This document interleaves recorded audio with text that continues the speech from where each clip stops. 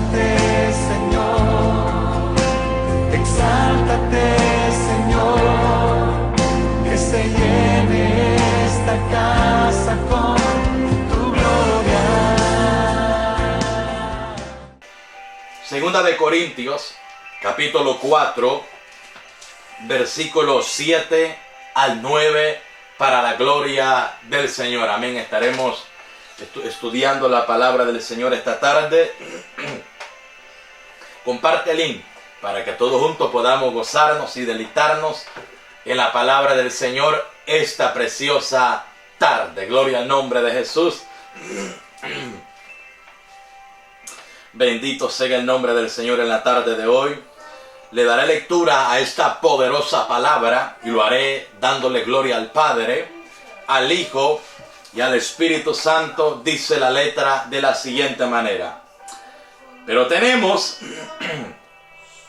este tesoro en vaso de barro, para que la excelencia del poder sea de Dios y no de nosotros. Oiga, pero tenemos este tesoro en vaso de barro, para que la excelencia del poder sea de Dios y no de nosotros,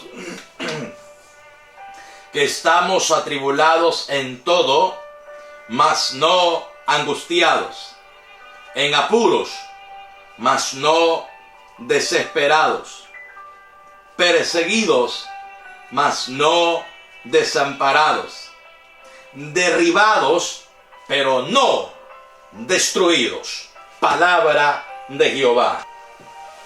Amén. Vamos a predicar esta tarde por el tema: ¿quién dijo que llegó mi final? Ese es el tema de esta tarde. ¿Quién dijo que llegó mi final?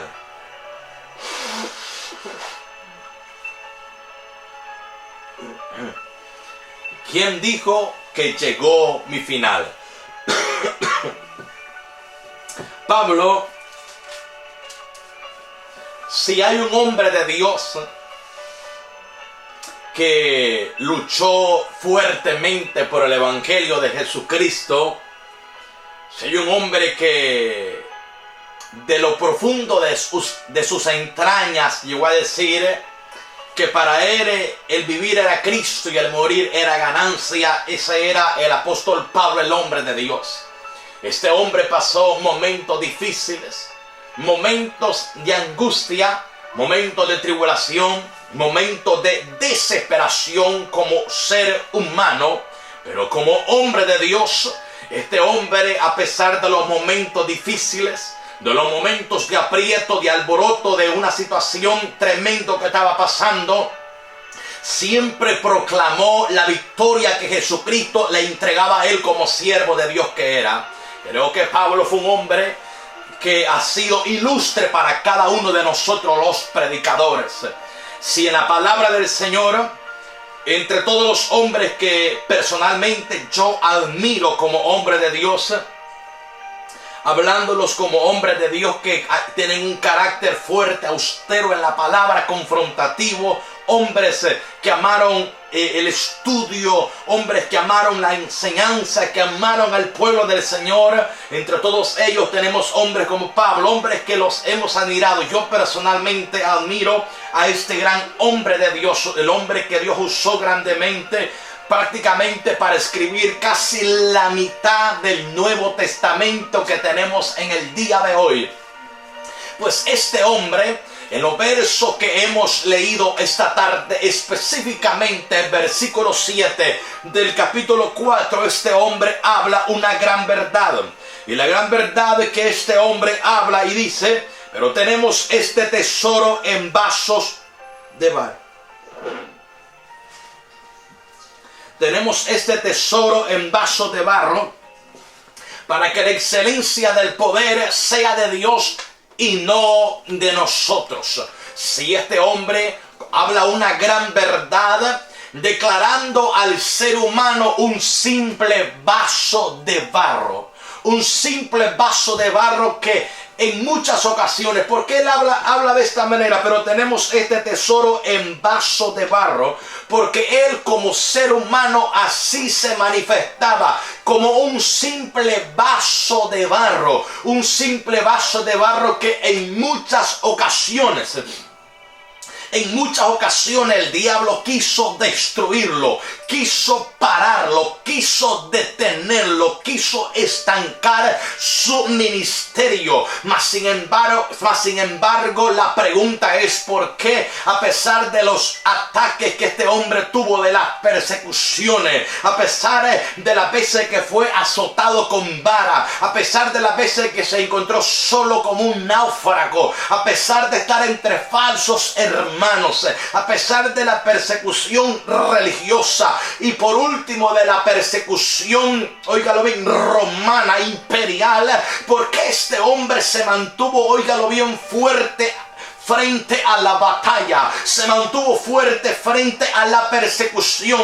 Y es porque él mismo enseña en este versículo 7 que ese simple vaso de barro tiene una excelencia de poder. Este simple vaso de barro tiene un tesoro dentro de él, y el tesoro que tiene este vaso de barro es el poder de la palabra, es la palabra inspirada por el Espíritu Santo que estaba dentro del hombre de Dios. Y él dice: tenemos este tesoro en vaso de barro para que la excelencia del poder sea de Dios y no de nosotros. Eso es lo que este hombre lo hizo mantenerse firme en la batalla. Lo que lo hizo mantenerse firme en la lucha, a pesar de los momentos difíciles. Él sabía que dentro de él había un tesoro especial. Había un tesoro especial. Y hablándolo, óigalo bien, en el contexto de la palabra, ese tesoro especial, yo sé que muchas veces hablamos que es el Espíritu Santo, pero ese tesoro especial en el contexto de la palabra está hablando del poder que hay en la palabra de Dios, del poder que hay en el mensaje del evangelio, del poder que hay en el mensaje del evangelio, de la palabra revelada, de la palabra inspirada por el Espíritu Santo. Y por eso es que este hombre, aunque muchas veces el diablo quiso pararlo, detenerlo, no pudo, porque estaba el poder de la palabra dentro de él. Y hablar del poder de la palabra es hablar del rema de Dios, es hablar de Jesucristo mismo, es hablar de Jesucristo como verbo encarnado, como el verbo que es el poder de la misma palabra de Dios.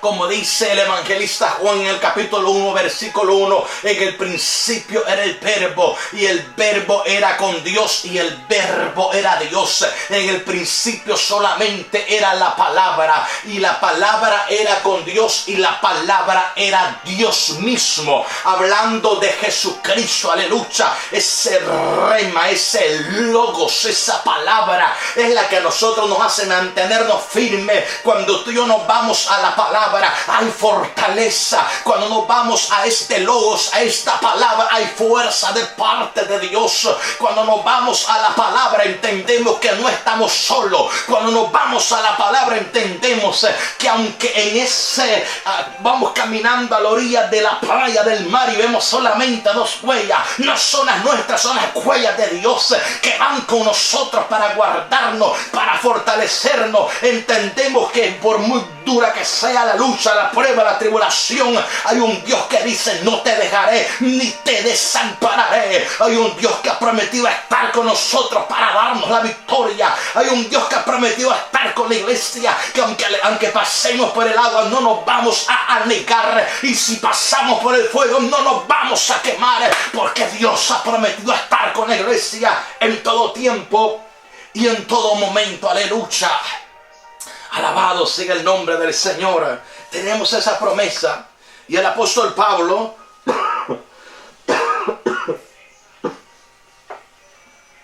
el hombre de Dios, él dice: si tenemos este tesoro, es para que la excelencia del poder no sea nuestra, dice Pablo, sino de Dios.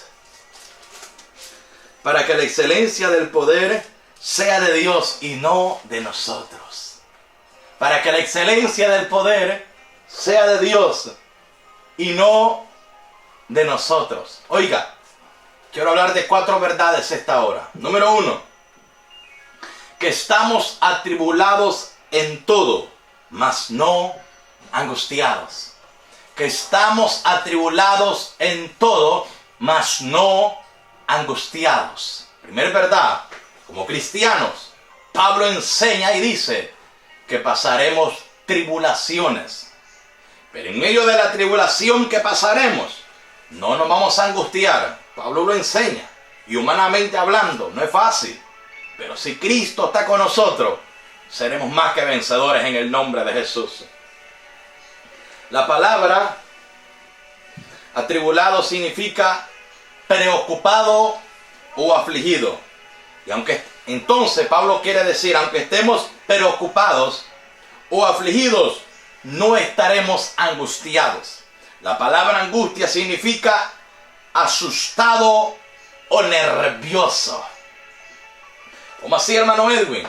En otras palabras, en español Pablo quiere decir, bueno, aunque estén preocupados o estén afligidos, no se pongan asustados. ¿Por qué Pablo dice no se pongan asustados? Porque Pablo sabe quién es el que está con la iglesia para darle la victoria.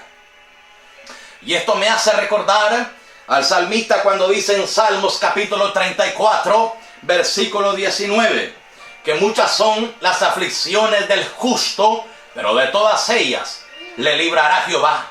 Muchas son las aflicciones del justo, pero de todas ellas le librará Jehová. Y esta es una gran verdad que nos enseña la palabra del Señor.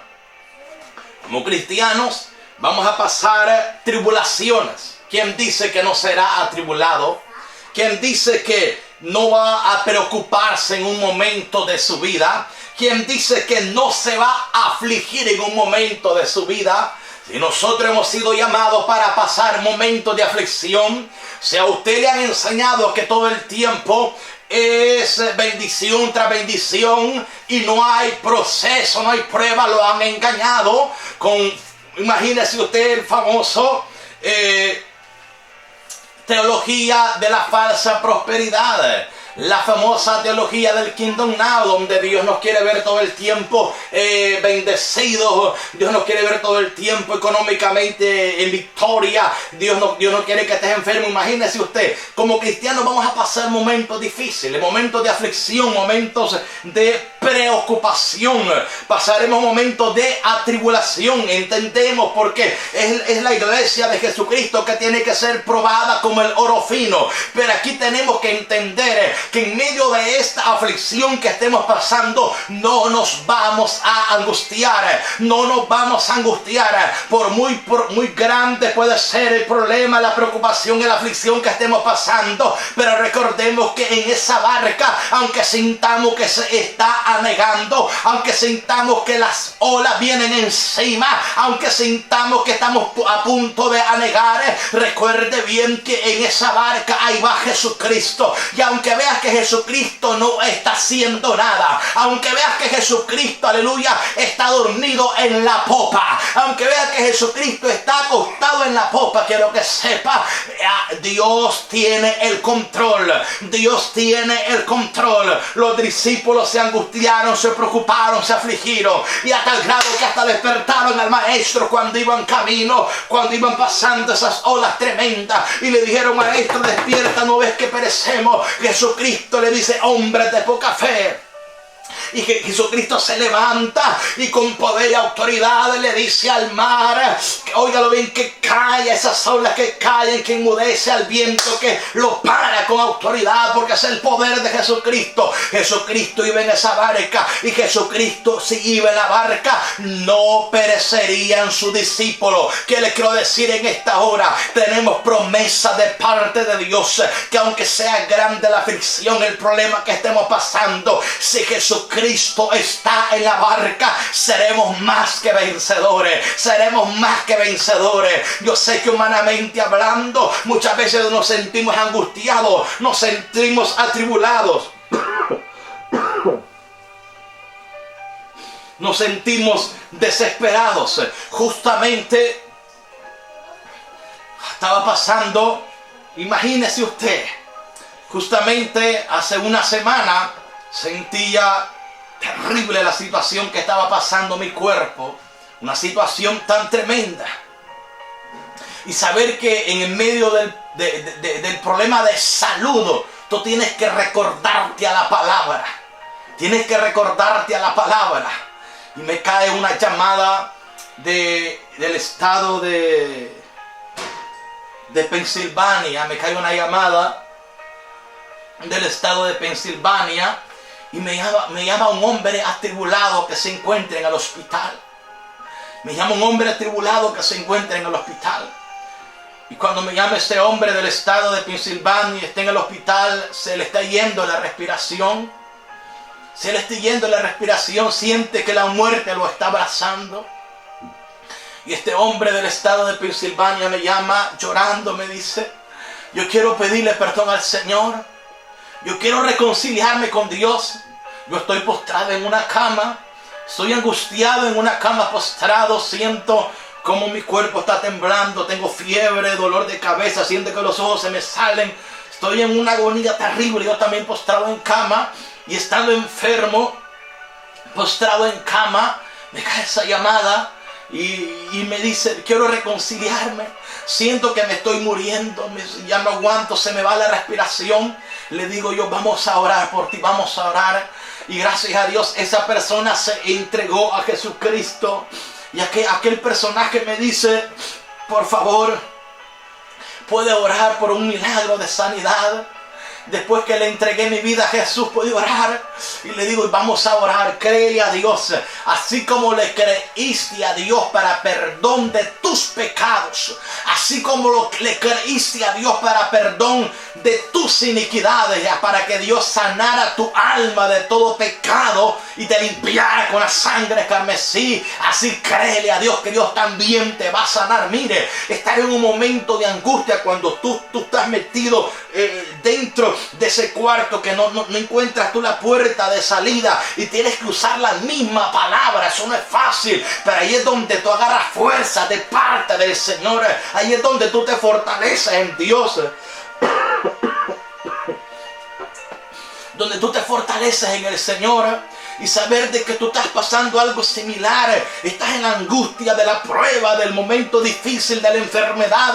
Y estando en cama tienes que darle palabra a otro que está quizás peor que tú. Está más angustiado que tú. Siente que la muerte lo está abrazando. La respiración se le está yendo. Yo le digo: mira, no te preocupes. Ahí estaba a la par de él una dama, no sé si era la esposa, pero ahí estaban angustiados, llorando, desesperados. No sé cómo conoce mi número, no sé si me miró predicando en alguna campaña o miraron por medio de la página de YouTube, pero la palabra nunca volverá vacía, no volverá vacía la palabra. Esa persona se reconcilió con el Señor y le digo yo: créele a Dios que Dios también te puede sanar. En medio de mi enfermedad, de mi agonía, de mi problema, comienzo a orar por él, y le digo: ahora cree que Dios ahí está, en esa cama de hospital donde te encuentras, donde siente que la respiración se te está yendo. Le digo yo: créele a Dios que Dios hace el milagro en esta hora. En el nombre de Jesús, recibe sanidad por el poder de la palabra.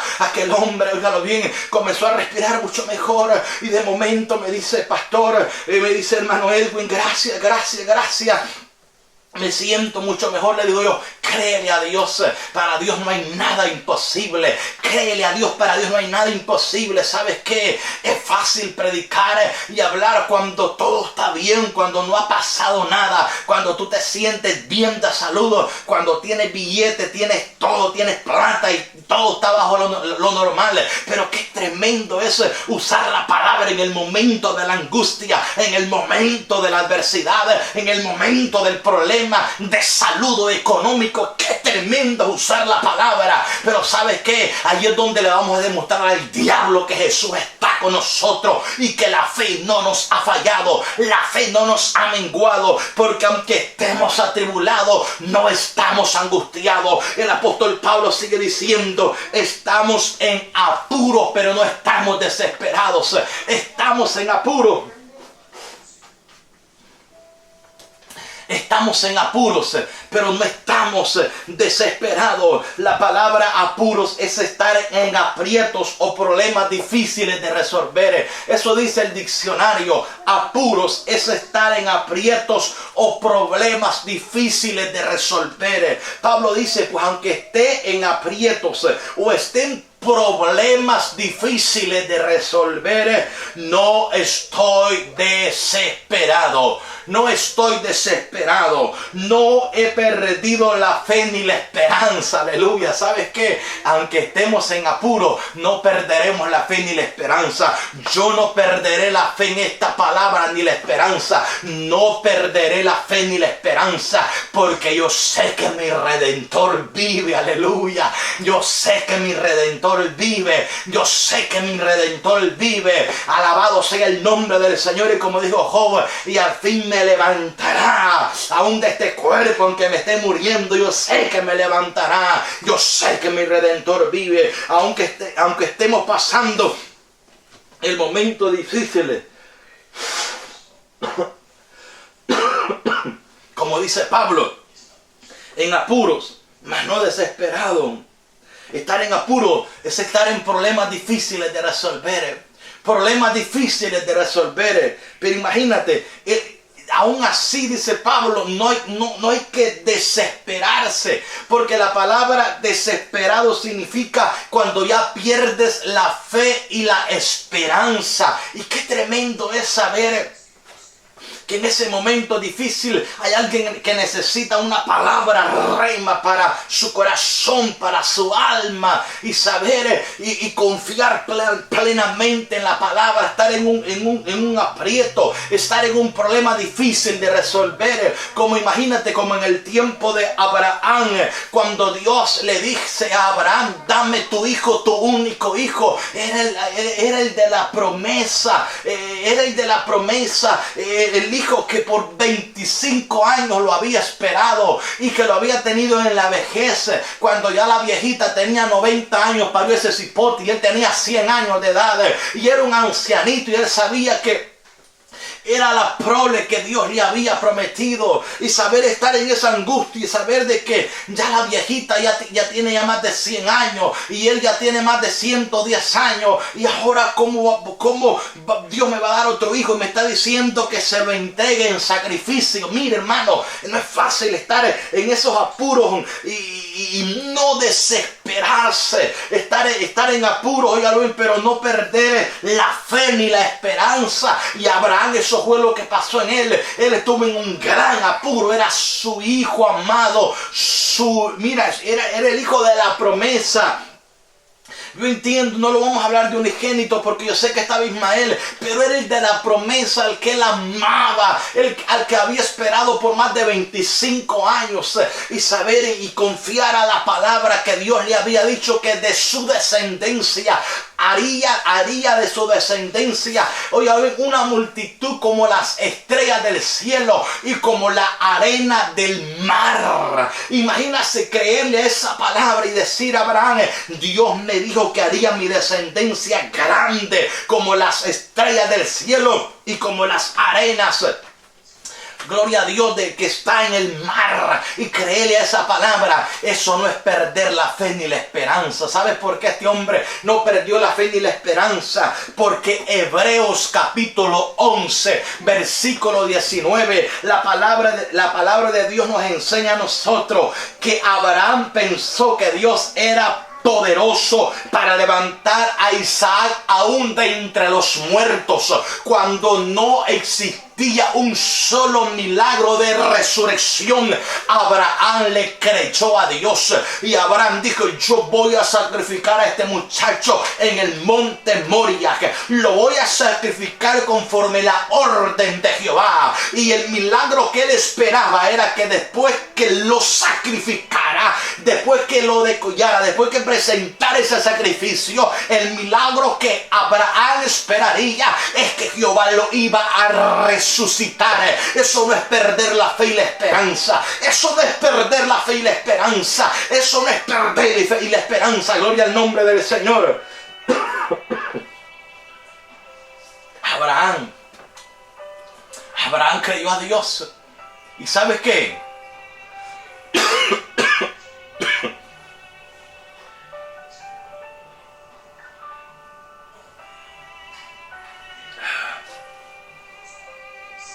Como le creyó a Dios, Dios conoció el corazón, porque en el corazón Abraham sacrificó a Isaac.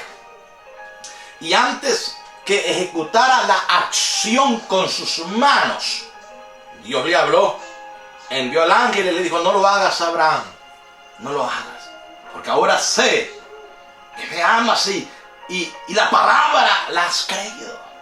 No lo hagas, no le hagas daño al muchacho. Dice la palabra, estaba aquí un carnero, lo sacrificaron al carnero.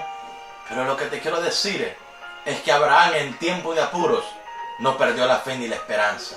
Yo te animo en esta hora, no sé cuál momento estés pasando, no sé cuál sea el apuro que estés pasando, pero no te desesperes, porque podemos estar en aprietos, en problemas difíciles de resolver, problemas de salud, problemas económicos. Posiblemente perdiste el trabajo. Posiblemente te han detectado con alguna enfermedad. Dios te dice en esta hora: puedes estar en apuros, pero no te desesperes. No pierdas la fe, dice Dios, ni la esperanza. No pierdas la fe en esta palabra ni la esperanza, porque uno de los grandes del reino de los cielos es aquel que sea como un niño. Y aquel que es como un niño es aquel que cree a ojos cerrados a la palabra de Dios. Los niños creen firmemente la promesa que le hace su padre. Por eso Jesucristo, cuando venían los 70, de 12 en 2, y de momento le dijeron: maestro, los demonios se sujetaban en tu nombre, echamos fuera demonios, hicimos milagros, hicimos prodigios. Y Jesucristo le dice: no os maravilléis porque los demonios se os sujetan. No os maravilléis, maravillaos de que vuestro nombre esté escrito en el libro de la vida. Pero luego Jesucristo ora al Padre y le dice: Padre, te doy gracias, porque escondiste estas cosas de los sabios, de los entendidos, y las revelaste a los niños, porque así te plació, Padre. ¿Qué estaba hablando Jesucristo? Estaba hablando de las promesas del reino, de la palabra, lo que los fariseos y saduceos, óigalo bien, que estaban ocultando, no querían creerle a esa palabra. Ahí estaban los niños, los discípulos. Ahí estaban aquellos discípulos que le habían creído a la palabra, habían tenido fe a la palabra. ¿Y por qué? Y Jesucristo, ¿por qué los compara como niños? Porque el niño cree firmemente a la promesa del Padre. Si el Padre le dice: mañana yo te compro una bicicleta, el hijo cree a esa promesa. El niño, si yo le digo a mi niña, a mi pequeña, y le digo: mañana yo te compraré una muñeca, le aseguro 100%, sin equivocarme, sin duda equivocarme, mi hija me va a creer a esa palabra. Mi hija me va a creer firmemente y ella sabe que yo le voy a comprar esa muñeca el día de mañana. Esa es la fe de los niños. No pierden la fe, no pierden la esperanza. Por eso es que el día siguiente llega y le dice: y las muñecas, la que me prometiste, la vas a comprar ahora, desde la mañana te insistiendo. Eso es creer firmemente. Por eso tenemos que ser como niños. Eso será uno de los grandes en el reino de los cielos. Aquellos que son como niños que creen firmemente a la palabra del Señor. ¿Qué le quiero decir en esta hora? No perdamos la fe a esta palabra. No perdamos la fe a esta palabra, porque el que se desespera, dice Pablo, en apuros, pero más no desesperados. ¿Qué es apuros? Es estar en problemas difíciles de resolver. Pero dice Pablo, no desesperados, porque el que se desespera pierde la fe y la esperanza. No perdamos la fe y la esperanza. No perdamos la fe y la esperanza. Aunque Lázaro tenga 4 días en la tumba, no perdamos la fe y la esperanza, porque Jesús viene en camino. Jesús viene en camino. Dice la palabra del Señor: perseguidos, mas no desamparados. Oiga, perseguidos, mas no desamparados. Perseguidos, mas no desamparados. ¿Quién no ha sido perseguido aquí por el enemigo? Perseguido es alguien asediado, sobre todo por el Satanás, que nos asedia día y noche. Nos persigue. Pero dice, mas no desamparado. Porque el que está desamparado es el abandonado y el desprotegido. Pero si Jesús está con nosotros, no estamos abandonados. Si Jesús está con nosotros, no estamos desamparados. Como le dijo Jesús a su pueblo, le dijo Jehová a su pueblo, perdón: no te dejaré ni te desampararé. No temas porque yo estoy contigo. No desmayes porque yo soy tu Dios, que te esfuerzo, siempre te ayudaré, siempre te sustentaré con la diestra de mi justicia. Siempre. Esa es la promesa. Esa es la promesa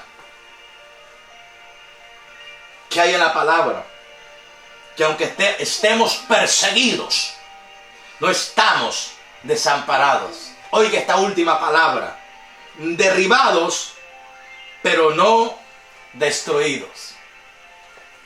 Derribados, pero no destruidos. Derribados, pero no destruidos. Mano Edwin, usted ha sido derribado en muchas ocasiones. Usted ha sido derribado en muchas ocasiones. Pero ¿sabe qué? No he sido destruido. ¿Quién dijo que llegó a mi final? ¿Quién dijo que llegó a mi final? He sido derribado por alguna enfermedad. Pude haber sido derribado por la enfermedad. Puede haber sido derribado por problemas económicos. En muchas ocasiones lo he sido. Derribado por problemas de salud, económicos, familiares. Pero ¿sabe qué? Aunque esté derribado, no estoy destruido.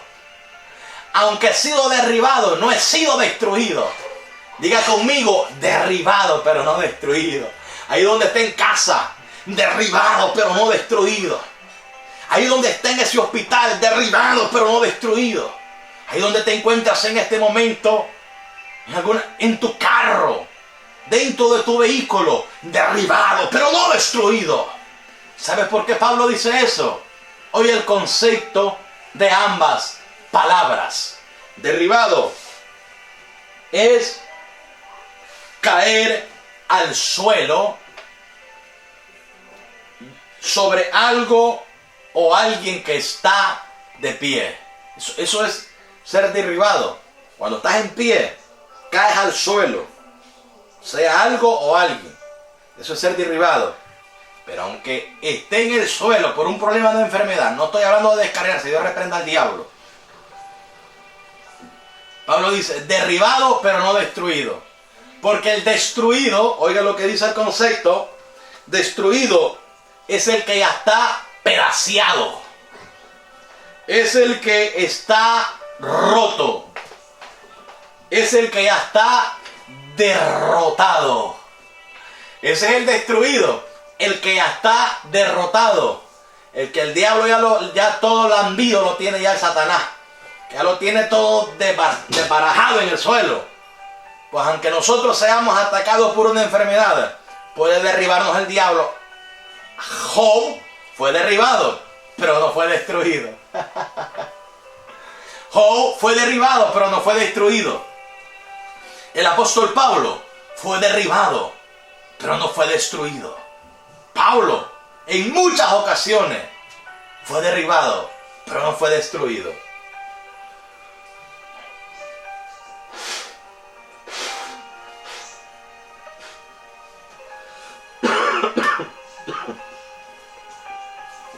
Pablo él puede decir, he sido derribado, pero nunca he sido destruido. Pablo puede decir, me atacó la enfermedad. 3 veces he rogado y le he dicho, Señor, ¿cuándo quitarás de mí este aguijón? ¿Cuándo quitarás de mí este aguijón? Pero ha venido la misma respuesta de parte de Jesús que me ha dicho, Pablo, bástate de mi gracia, bástate de mi gracia, bástate de mi gracia, porque mi poder se perfecciona en tu debilidad. Mi poder se perfecciona en tu debilidad. ¿Qué le quiero decir? Pablo dijo, derribado pero no destruido. ¿Quién dice que no hemos sido derribados? En muchas ocasiones hemos sido derribados por problemas de enfermedades, problemas económicos, problemas de familia. Qué tremendo es escuchar la respuesta de un hijo que le diga a una madre, me voy de la casa. Qué duro es escuchar a un hijo decir al padre, no te metas más con mi vida, esta es mi vida, la vida que yo quiero. Y nos sentimos que es un bofetón del diablo hacia nosotros cuando esa palabra de alguien que tanto amamos se comporte de esta manera y nos sentimos como que nos derriban al suelo. Dios te dice en esta hora, aunque te sientas derribado, no estás destruido.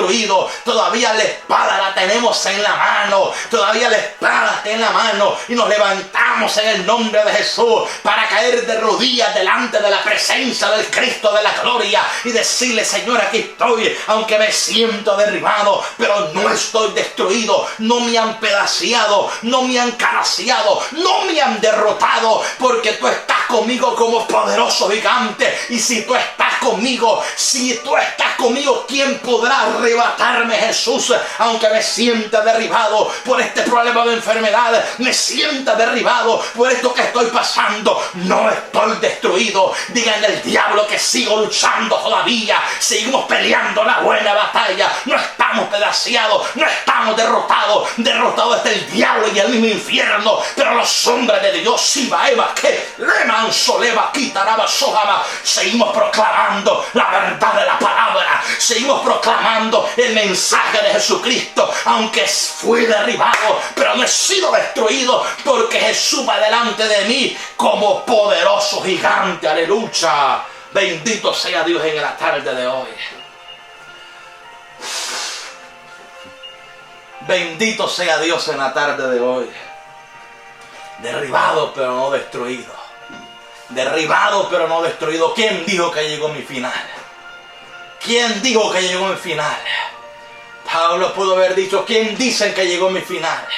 Cuando empezaba su primer viaje misionero, este hombre hicieron destruirlo algunos personajes de las ciudades de Antioquía e Iconio. Lo apedrearon, lo dejaron por muerto. Pensaron que lo habían matado, y es el primer viaje misionero de Pablo. Y todos los enemigos del evangelio lo dieron por muerto a Pablo. Pablo se levanta después que lo dieron por muerto. Lo miran los discípulos y Pablo se pone de pie. Y de la misma ciudad donde miraron a Pablo, lo sacaron fuera de la ciudad, lo apedrearon a la puerta de la ciudad y lo dejaron por muerto. Pues estando en la puerta de la ciudad, Pablo se pone de pie Y Pablo dice, ¿quién dice que llegó mi final? Todavía no me han matado, estoy vivo todavía. Y Pablo se mete a la misma ciudad a demostrarle que estaba vivo para seguir predicando el Evangelio de Jesucristo. Para seguir predicando el mensaje de Jesús. Aunque estemos derribados, no estamos destruidos. ¿Quién dijo que llegó nuestro final? Nos fortalecemos en Dios. Nos fortalecemos en la palabra. Porque la palabra es vida para nosotros, su pueblo. La palabra es vida para nosotros, la iglesia. Dios le bendiga, Dios le guarde en esta preciosa hora.